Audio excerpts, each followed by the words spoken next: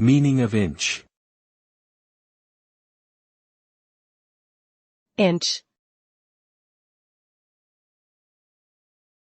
Inch.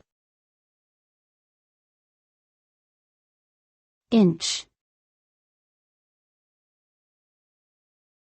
Inch.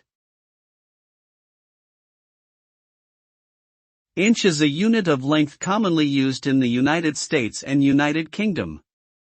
It is equivalent to 1/12 of a foot or 2.54 centimeters.